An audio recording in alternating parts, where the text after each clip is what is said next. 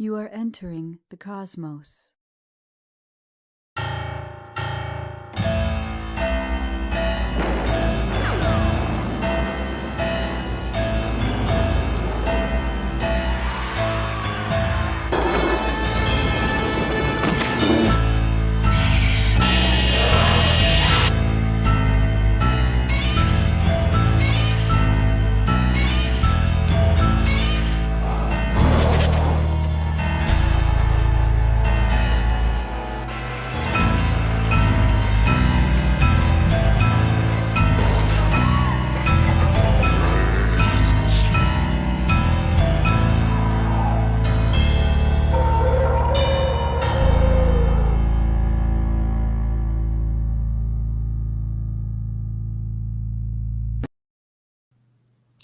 Hello, cadets. Welcome to another episode of General Howitzer's Big Monster Briefing Room.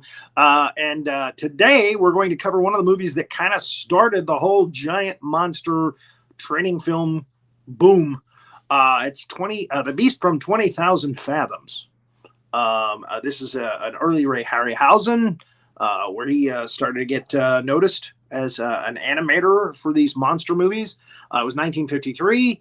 But first, before we get into that, let's bring up my able-bodied assistant, Major Marie Hazzard.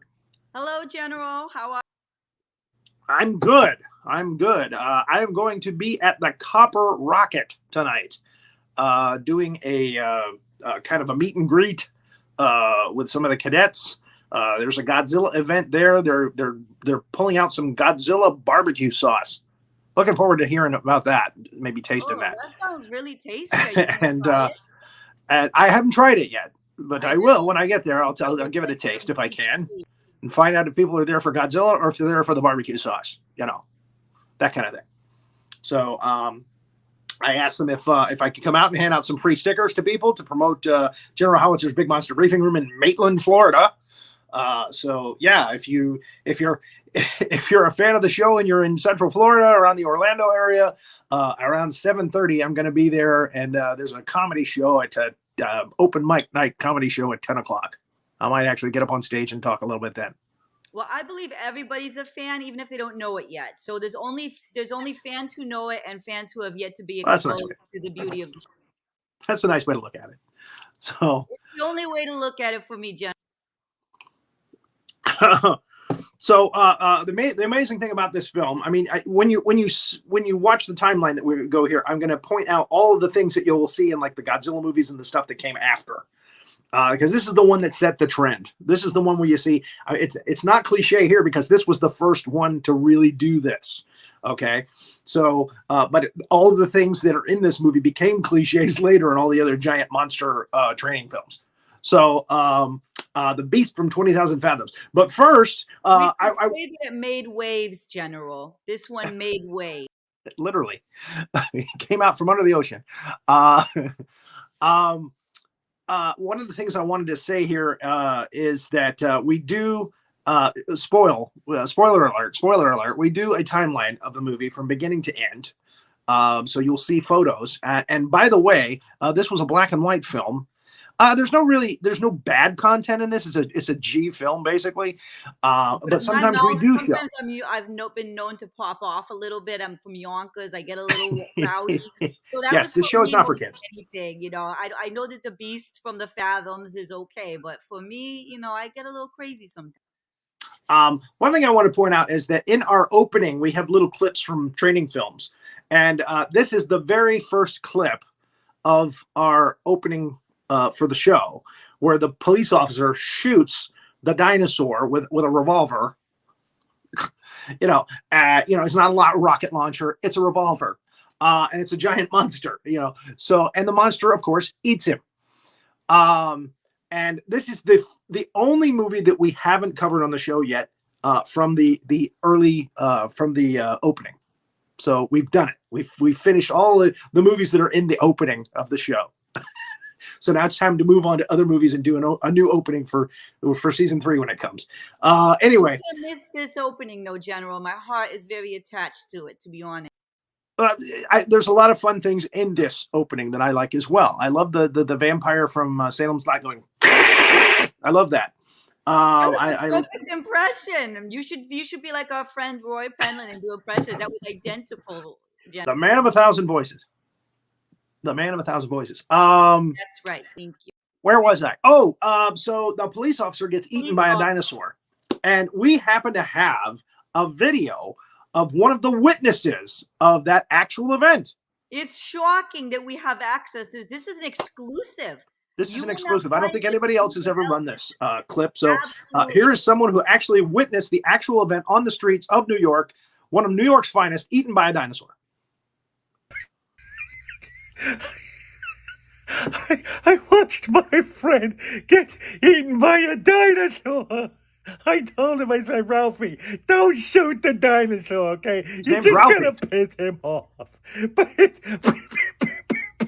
I shot the dinosaur, and he ate him, Ralphie. He ate my friend, his wife and kids. Oh my God. The humanity. The humanity. My dinosaur. Ralphie.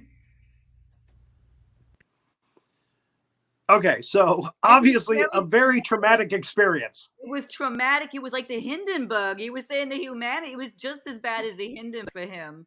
It was worse for him. It was his friend being eaten by a dinosaur. It was even worse than the Hindenburg. My heart went out to him, to be honest. Poor Ralphie. Yes, it was his wife awful. And kids. It was just awful. You could see the emotion on him, and he was, and he's like a cop who's seen everything probably. But it really and again, I will point out at the end of this film that when the first responders to this giant monster going into New York City, of course, is the men in blue, the fine, upstanding police officers of New York's finest, and they go into action and do what they can with what they have. Unfortunately, Ralphie didn't do too well because he only had a revolver. So there it is. Okay, so this is a Warner Brothers release. If you want to find the movie, you can probably find it somewhere on the internet, or you can go buy it somewhere. The Beast from 20,000 Fathoms. And what's a fathom? What measurement is that? How does that correspond to it's a nautical measurement. It means like I guess a mile or something. So 20,000. Nautical mile. There's two of those. There's fathoms and there's leagues. 20,000 leagues under the sea. Leagues 20 fathoms. Goes this way, and fathoms goes this way. I think. I don't know. I think they're both depth. They're both talking about depth, okay. And I think fathoms might not be as big as leagues. Maybe leagues is a mile. We'll have our cadets go to the Google. Our cadets can find out for us what a gosh darn fathom is. This actually, the screenplay for this training film actually was suggested by a article in the Saturday Evening Post by Ray Bradbury. So the idea of a giant dinosaur coming back and attacking a city actually started with Ray Bradbury, of all people. So I thought I should point that out. So we have a group of men up in the Arctic. They're going to test an atomic device. Again, we see this is this Godzilla. A lot of monsters came from atomic. This was the beginning of the atomic monster age. And they test that sucker up in the Arctic, up by the North Pole. They blew up Santa Claus's workshop. I'm kidding. A lot of ice opening up and crumbling and going all around all over the place. This is to establish that the creature has been released from the ice.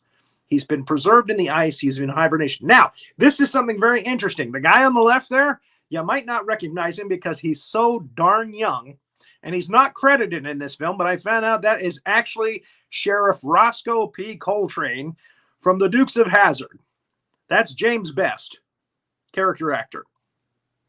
Very young here. He plays a radio operator there.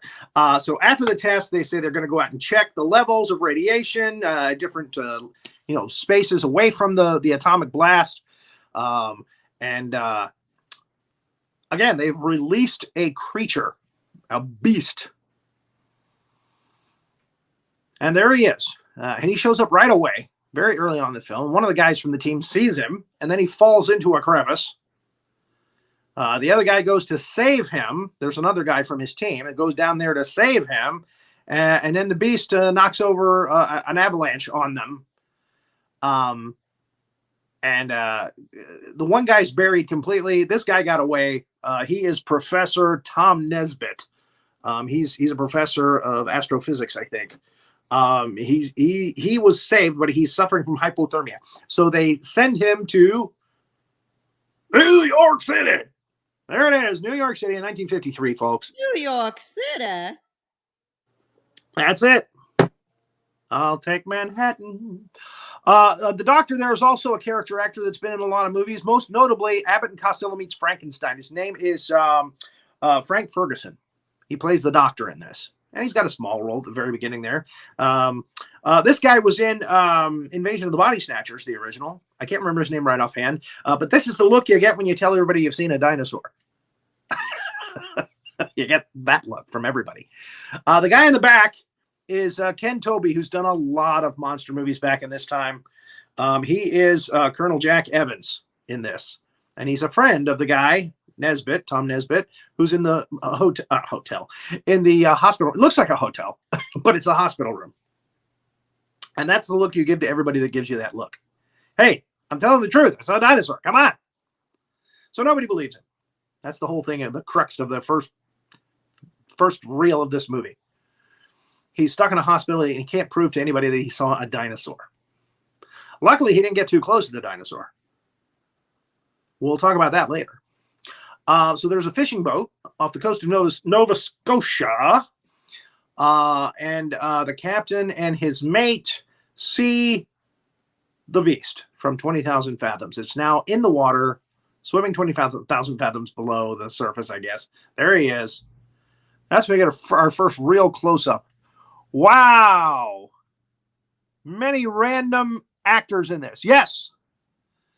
Yes, so he takes down the boat. Again, this happens in the Godzilla movies later. You know, Godzilla likes to attack boats and stuff from the water and just go back down under the drink, basically. So, again, you can see where the influence is here. Toho released Godzilla, the King of the Monsters, or it was just Godzilla, Gojira, a year after this, 1954. So you can see where they got their inspiration for this. He's looking at the newspaper the next day, and he sees the wreck of the ship in Nova Scotia. But it's on the funny pages. It's on the comic page of the newspaper. Even the nurse says, well, that's where it belongs, on the funny pages. Biatch. So, again, he can't convince anybody, even though they say there's a report of a dangerous monster in the ocean. So he goes to the Department of Paleontology. He escapes the hospital somehow, goes to the Department of Paleontology to see Professor Thurgood Elson. And we got, this is really nice because you've got an actual dinosaur bone situation going on in the background there. Can you see that? That's some serious set there. So anyway, yeah, he meets with Professor Thurgood Elson and Lee Hunter, his assistant. You know, she is Paula Raymond, the actress. She looks a little like Miss Hathaway in this, though. I don't like the hairstyle and the suits that they make her wear in this. But she's still an attractive lady. And I shouldn't say that Nancy Culp is I'm sure she was a hottie back in her day. But she was playing a character, Mrs. Hathaway, and she was supposed to look kind of, I don't know, unapproachable. I don't know.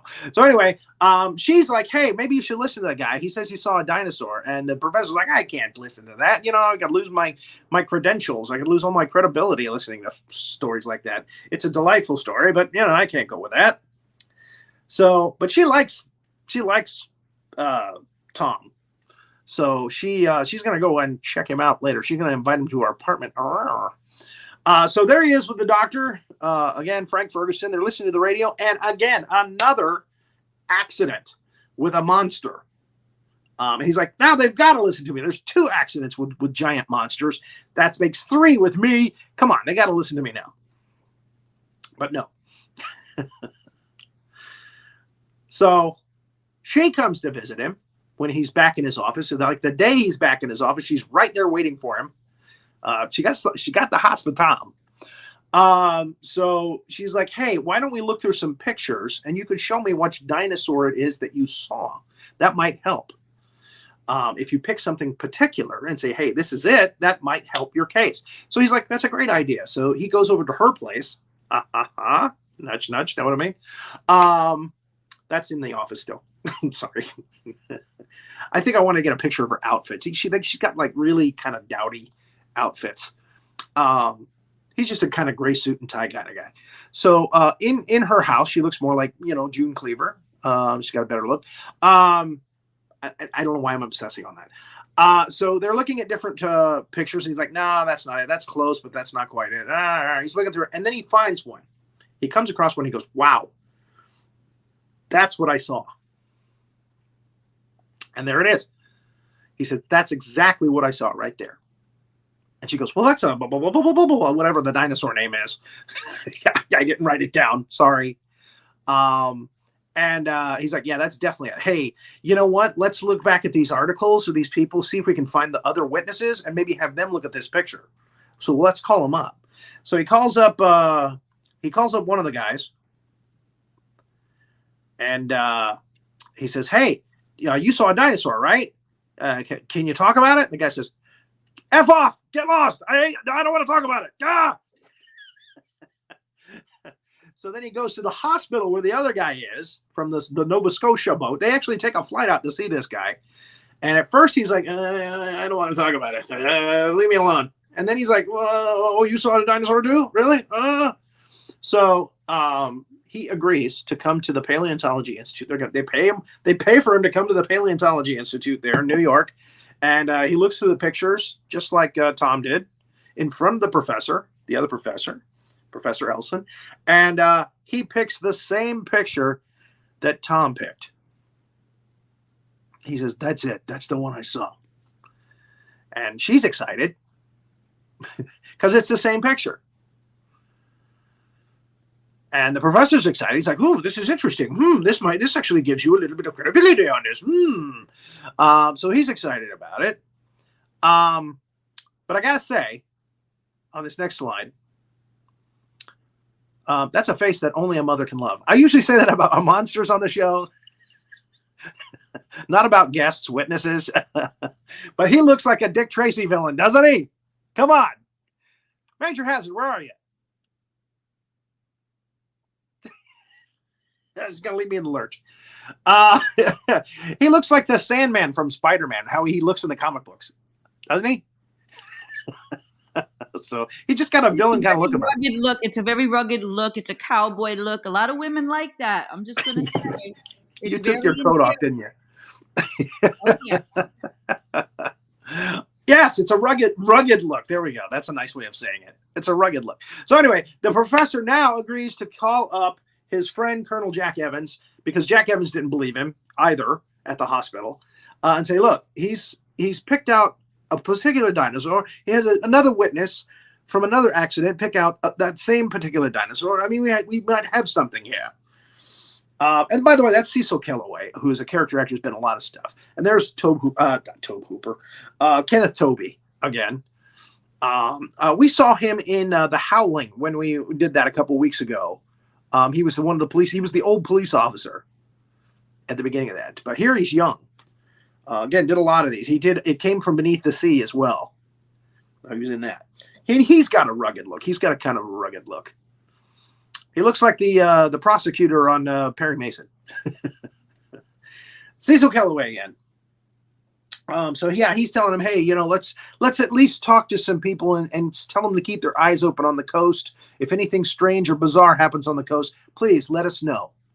So he's like, all right, okay, all right, I'll do that. I'll talk to my friend over at he's with the Coast Guard. So now we have the infamous lighthouse scene where we have these two poor schmoes inside their lighthouse, bored stiff. They, nothing going on, and the dinosaur shows up. And it looks like it's just before dawn. And the dinosaur kind of peeks up in the window. It looks like a little cat there, doesn't he? And they see him in the window.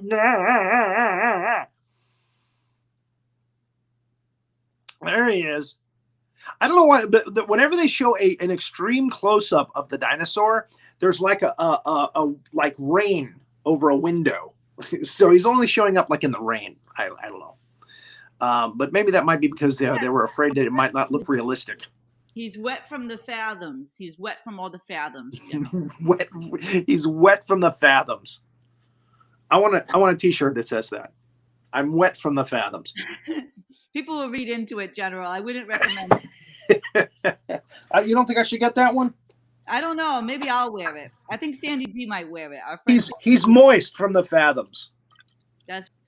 I'm moist down in the fathoms. Moist. Down in the fathoms. I love it. It's got to be the fathoms below. Fathoms below to be its own show, General. We need to pitch it. Now, these guys are hauling Boogie down this staircase, but how fast can you go down a spiral staircase? I mean, really. And they don't get much time. As a matter of fact, they don't get enough time because the thing just knocks that thing over, and you can see the sun coming up now behind him, which I think is kind of nice. By the way, I colorized each and every one of these slides that's in this presentation. I hope you realize the work and preparation that goes into this show. So that you get this is a black and white film, and it has not been colorized yet. Just like the Giant Claw, we colorized the Giant Claw slides for you. When we do Tarantula, we're going to colorize the slides for Tarantula. I mean, the black and white ones we colorize for you so you can see what everything looks like in color. And that's a lot of work. That's a lot. It's a modern age. Hours and hours in skill. People need to understand and be appreciative. So yeah. So again, I went to all the trouble to colorize all these for you so you can see everything in color. Isn't that nice? You need to contact the company. You need to contact Paramount. Now, the scene at the beginning of our show is from a clip that's about 7 minutes long that was colorized. But the whole movie has not been colorized. When we did a couple weeks ago, we did 20 Million Miles to Earth. That movie was colorized. I didn't have to colorize it. It had already been colorized. And Earth versus the Flying Saucer, same thing. That movie had already been colorized. And surprisingly, those are both Ray Harryhausen films. So I'm really surprised they haven't colorized this one yet, because this is early Ray Harryhausen. So thank you. The colorization program is called Colorized. Is that simple enough? And sometimes it gets a little wonky with the colors, as Major Millie Hazzard likes to say. It gets a little wonky. We get some reds and some blues in places we don't expect. But for the most part, it does a pretty good job. In this one, we did a pretty good job. So there they are, meeting their demise on the spiral staircase. Damn that spiral staircase. That creature just takes the whole thing down. And he seems happy about it. So this is when Evans goes to his friend in the Coast Guard, and his friend's like, "You're putting me on, right? Dinosaur? Really?" All right. Again, he's getting this. But they hear about the lighthouse. And look at the red on that usher's coat there. This is a good slide that this colorized. I mean, it even made a red coat for the usher. He gives them the little notice saying, "Hey, there was a lighthouse taken out just north of here." So now they're meeting up. The professors and the people from the military are meeting up to talk about, "Hey, this looks like it's serious. This is a dinosaur, isn't it?" And Professor Elson, starts to plot out that the dinosaur has been moving down from the Arctic, down past Nova Scotia, down the coast towards New York. And you can tell he's a professor by his spectacles and also by the fact that he's holding that long stick. I think professors usually have to have a long stick. Correct. Most professors of his caliber have very long sticks. I was going to say it. Thank you, John. That's correct. You are correct. You would know. I would know. I know a lot of professors. You got a lab coat. So anyway, he says this creature used to habitat the deep waters just off the coast of here, which was just north of New York. And he says, I'm going to go down in a diving bell. He's all excited. I'm going down in a diving bell, and we're going to see if we can see this creature, find its resting place. So he takes it down there. And again, he's happy. He's acclaimed to be down there. He's excited. He might see a dinosaur. Not realizing that a dinosaur might eat that thing if it's big enough. Because it's not a big diving bell. So he's taking it down there. He's going down 20 fathoms or 20,000 fathoms. And then he sees it. And there's a guy down there with him, unfortunately. And I say unfortunately to foreshadow. He sees it and he's so excited. Oh my God, it's a real dinosaur. It's moving. Oh man, it's coming towards me. Wow, look at those teeth. It's just like, they're hearing on the radio, Professor, should we pull you up? It sounds like you might be in danger. Oh, it's spectacular. Look how it moves. It's fast and it has big giant teeth. Oh, it's opening its mouth. And the poor guy, he's happy as a clam when he dies, but yeah, he gets chomped. He gets the dinosaur chomp. So they pull up, and then Ray's like, Professor, can you hear me? Professor. The phone went dead. And they pull up the chain. That's the last thing the professor sees. Right there.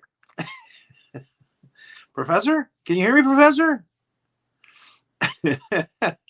So, yeah. The news, and this is what happens when you colorize a newspaper. You get color photos. I love it. Isn't that nice? The New York Dispatch, appropriately named New York Dispatch. So we got these dock workers working on the docks there in New York. You can see the bridge in the background. You know what it is. Noises. You love your noises. And there it is. General, I was waiting for it. I was waiting diligently. Thank you. Waiting diligently for the peach noises. Yankas. So yeah, here now we get classic Ray Harryhausen, and you're getting it in color here. It hits the streets of New York City. The Beast. Check out those cars, will you? God, you gotta love the 50s. Look at that. And here's another thing that we see in all of these monster movies that plays a big part. You see the people terrified, running and screaming the other way from the monsters or whatever they're in danger from. The monster looms over them. First responder is Ralphie.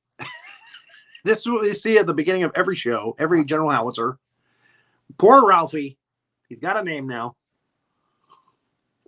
Pulling his service revolver, emptying it into the monster. Obviously, the monster's not happy about it, and he eats him.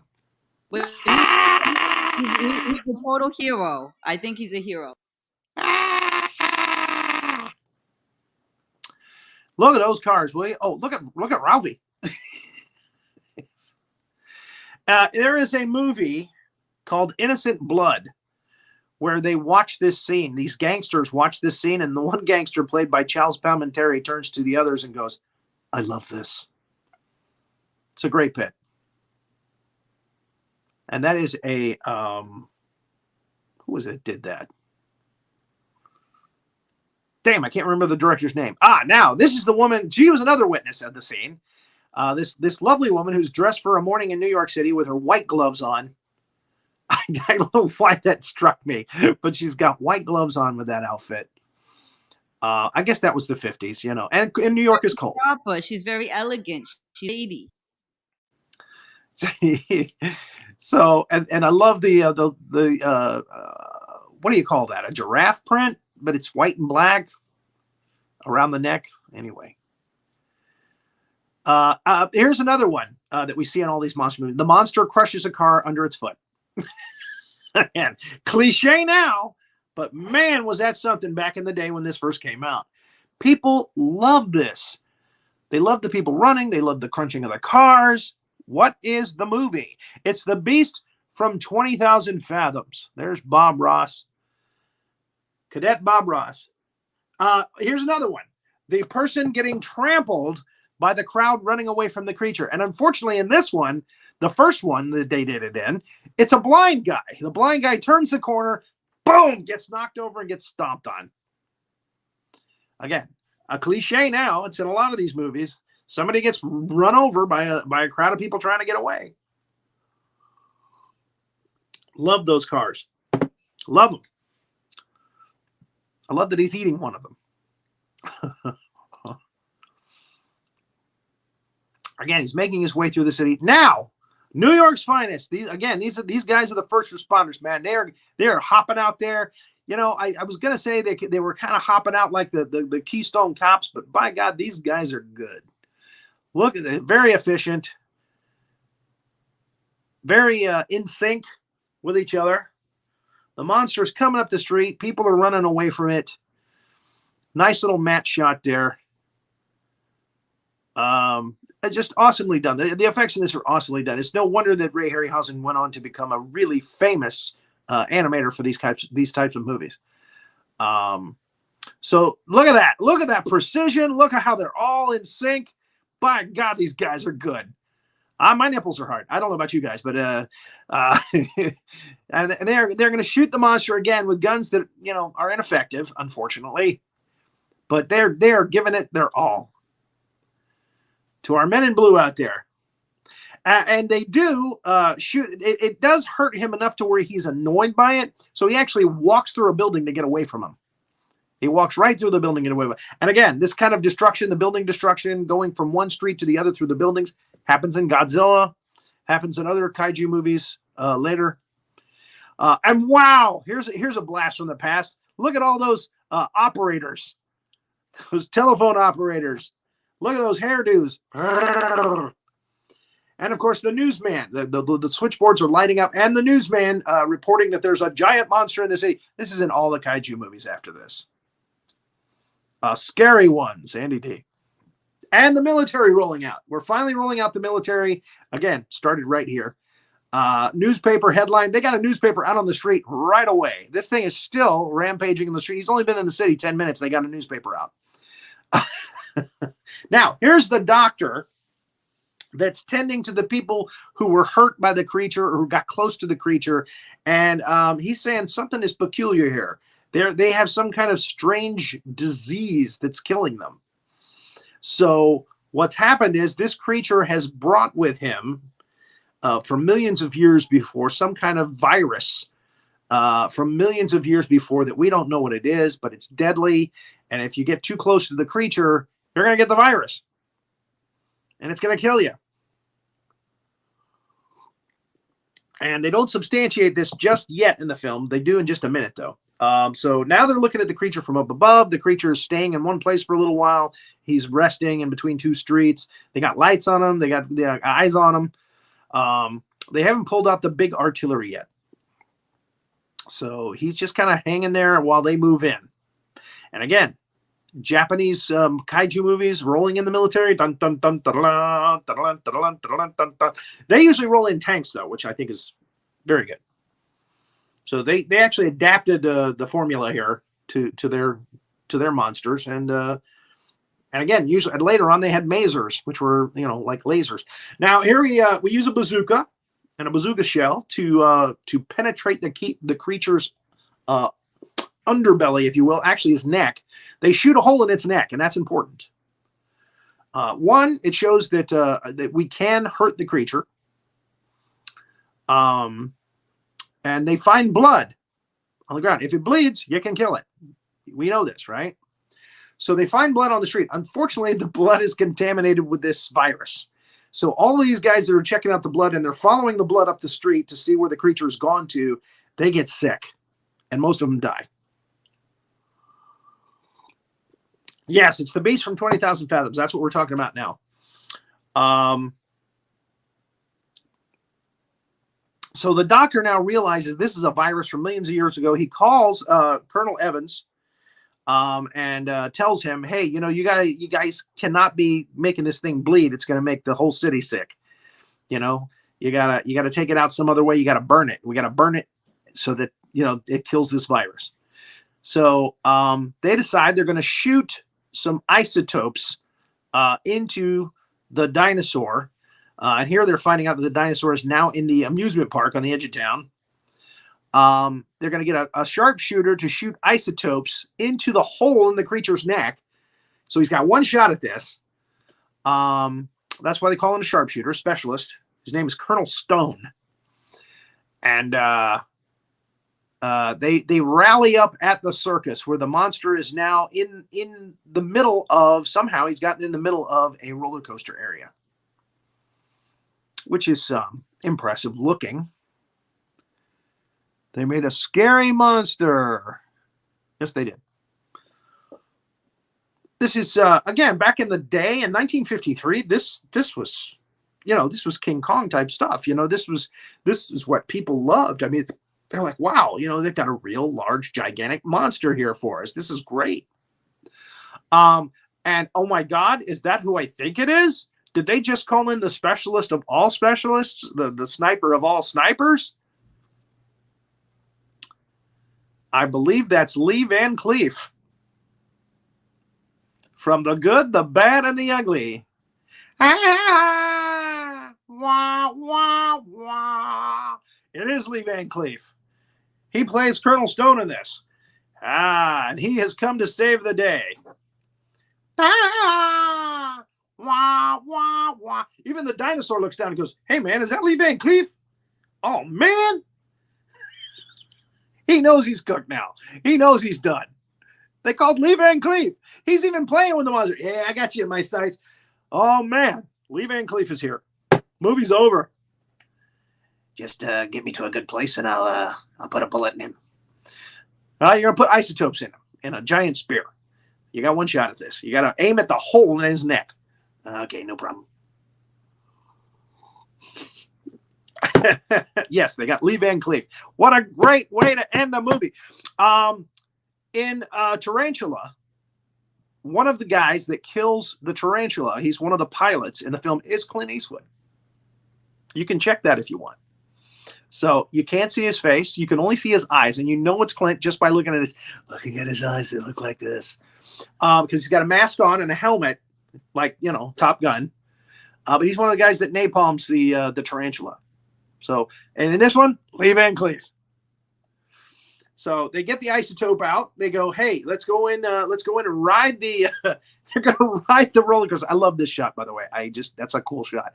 Anyway, they ride the roller coaster up to the top because the dinosaur is eating the roller coaster, piece by piece. So they can't, they can't take the full roller coaster ride. Unfortunately, they can't enjoy that, but they can ride up to the top. Where the creature has not eaten the rails of the roller coaster yet. So, so there they go. They get up to the top. They attach the spear with the isotopes in it to the gun, and the dinosaur is getting edgy and antsy now because he knows Lee Van Cleef's going to put that dart in him.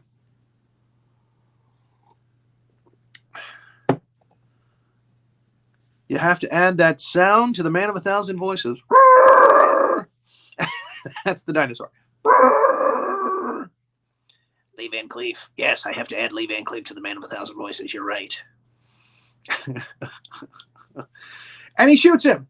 And boom! Nails it. You can even see it in the next shot. The creature does a... See? He got him. You know he got him just by the look on the monster's face. That really hurt. My gosh, he put something in that hole they made in me. And of course, they're wearing the protective suits so they don't die from the virus, which is smart. What's that? Here for the Rory noises. Thank you, Sandy. Thank you. So the monster's not feeling well now. The isotopes are working on his body. It's helping to kill him. He's trashing more of the roller coaster. And their roller coaster, unfortunately, jogs loose and goes down. So they're stuck up at the top of this roller coaster when their roller coaster goes down. And it hits some cans of, I don't know why they have flammable liquid at the bottom of a roller coaster, but yeah, that's what happened here. a writer said, you know what? How are we going to start a fire? Oh, I know. We'll have some cans of flammable liquid somewhere at the bottom of the roller coaster, and the roller coaster car hits it. Boom, starts a fire. That's how we'll make this more tense, this whole situation. So there they go. Vats of some kind of flammable liquid at the bottom of the roller coaster. The roller coaster car hits it. It sparks a fire. The fire takes off like it's in a trailer park, for crying out loud. It burns fast. Burning up that roller coaster real fast. The monster's not happy about it. Hey, what the hell's going on here? I can't get out of here. Earlier today, when I was looking at the slides on this, I thought I would do the voice of Mark Wahlberg for the dinosaur. Hey, what's happened here? There's a fireball around me. I'm just trying to work out. I think that I don't know why that came to me. Because he's very expressive, a little bit like, there's some semblance there, I think. Just trying to hold prayer here.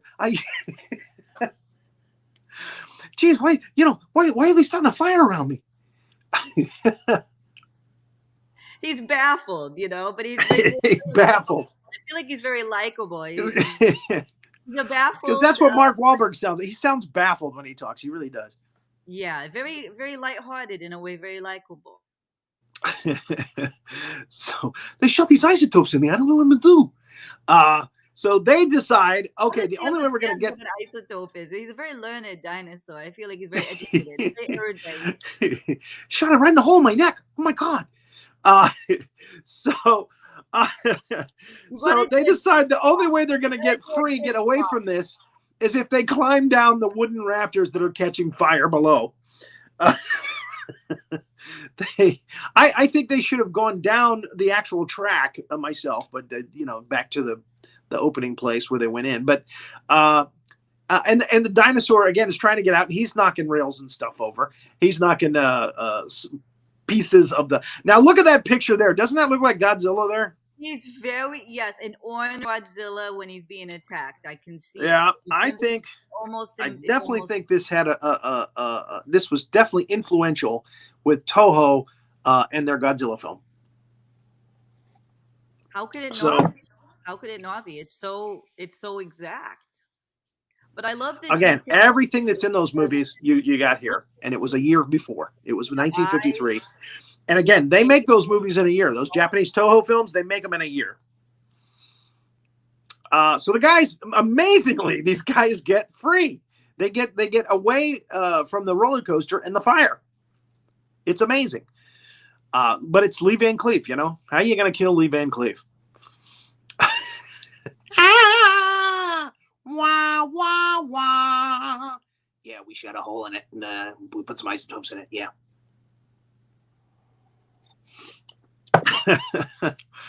They should have thrown Clint Eastwood here too. They should have. So there it is. The dinosaur goes down. It's actually very sad. It's very bittersweet, when this well, happens. and again, when the big monsters bite the dust. It's a little sad. Yeah, I mean, again, at the end of the Godzilla film, when they kill Godzilla, you kind of feel sad for him. That they're killing him with an oxygen destroyer under the water. Well, he's just a monster in his wrong time. There's a relationship, the battle relationship. And that's the end. Warner Brothers Pictures. That's what I'm saying, Doc. What did the monster want? That's a very complicated question. He's a complicated being. He just wanted a place to hang, some food. He's a force of nature that was awakened after millions of years, just like Godzilla, just like Rodan, just like Mothra. The beast from 20,000 Fathoms. I feel like he wanted to be understood. He wanted to be loved. He wanted to. Psychology. They wanted someone to pet him at night. Yes, that's right. But imagine being him, how scared he must have been. And he has these primal urges to attack things that are unfamiliar. And he's right. So, but let's not forget how destructive these creatures are, how dangerous. Yes, play that clip. Can you play that clip again of the poor cop? What happened happened. I mean, I remember the co-op, and Ralphie's friend. Ralphie. Traumatized. All that woman in the white gloves, traumatized. All those people that died from the virus it brought with us. Those beautiful vehicles rendered useless. Yeah. They were stomped, crushed, compacted. Not a good thing. That's why he had to go. I wish it could have been a better way. I wish we could have found a way to preserve him, but it was not possible, unfortunately. Well, thank you for watching this. I thought we were going to do Men in Black today, but unfortunately, the guest that was supposed to be here said they couldn't be here yet. So we switched some things around. And again, I've been wanting to do this one because it's in our opening credits. So, and it's the last one. It's the last one. It's actually the first one, but I mean, it's the last one that we covered on the show that's in the opening credits. Now, isn't it a good thing that the Loch Ness Monster can't come out onto the land like this? Although some people have said that it does. But I think it's a good thing that sea monsters tend to stay in the sea. I think it's a better situation. Well, that's a plesiosaur, which walks on fins, right? Mm-hmm. Plesiosaur walks on fins. Plesiosaur walks on its fins. Fins in the front. Yeah, he kind of we're on the back too. Himself on the beach. So I have actually seen there are Loch Ness Monster training films out there. I feel I'm an expert on all of them. You are. I am. I'm an expert. It's one of the things that I study, Champ, Ogopogo, all of them. Uh-huh. So if you ever want to do you are into cryptozoology. Know about the plesiosaurs. All right. Well, if we ever do the Loch Ness Monster movies, there's 2 or 3 of them out there. They're, where he's pretty gnarly. And then there's a Sherlock Holmes film where he turns out to be fake. Anyway,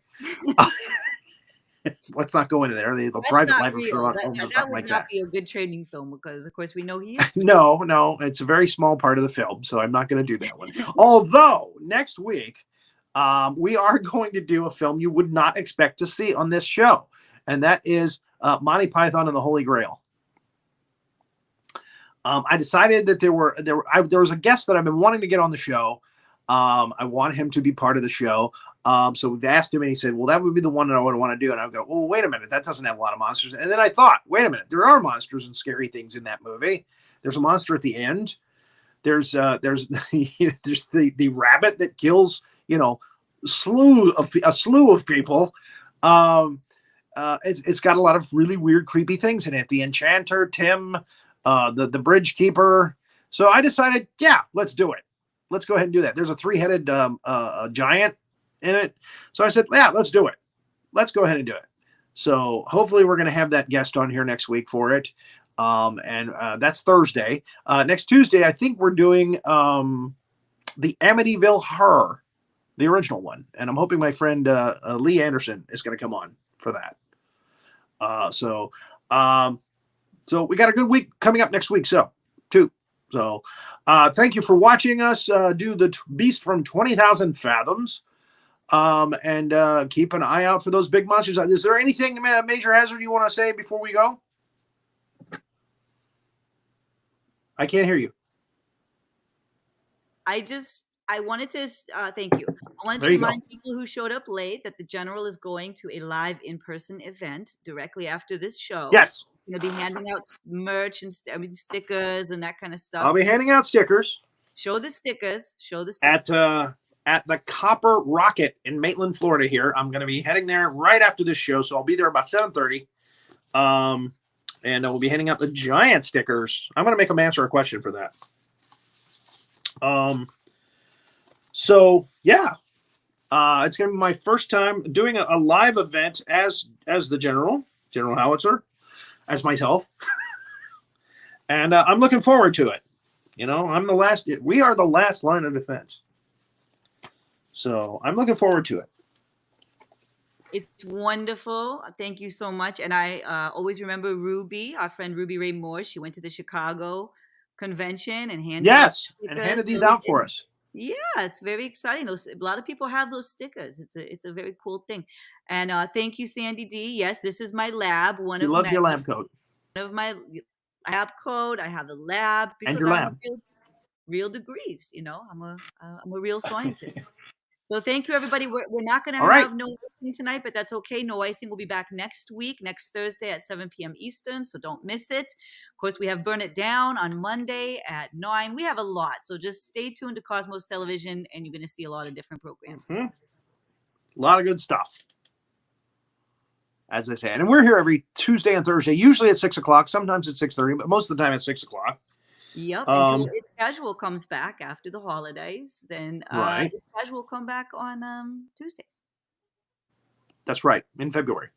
That's right. And Orchid Times. It's on Tordon Media. Go to the YouTube channel there and you can watch Orchid Times. But they also are live on Cosmos every Wednesday at 7 p.m. Eastern, which is like an amazing show. And you can watch the reruns if you want to. It's absolutely amazing. But they did one last night that was very inspiring. Yeah, and I missed the live, and I went to look for the show to watch it in post. And couldn't find it. I found a video of, I think it was Lily May, who was just playing music. You always go for the archived ones. Make sure you always go to www.tordonmedia.com, TARDAN media.com, and also the Tordon Media YouTube channel has all the archives and all the live shows there as well. So just head on over there and you can watch it. Good to know. That's Good right. to know. Okay. All right. Thank you, Major Hazzard. So much fun. Always. I like when we have guests on, but I like when we don't have guests on too. Because you and I get to talk more. That's beautiful. You and I get to talk more. Yeah, we get to spend more time together. It's very nice. Thank you for saying that. That's so beautiful. That's Again, really keep an eye out for those big monsters out there, folks. We're the last line of defense, everybody. Good night, That's everybody. right.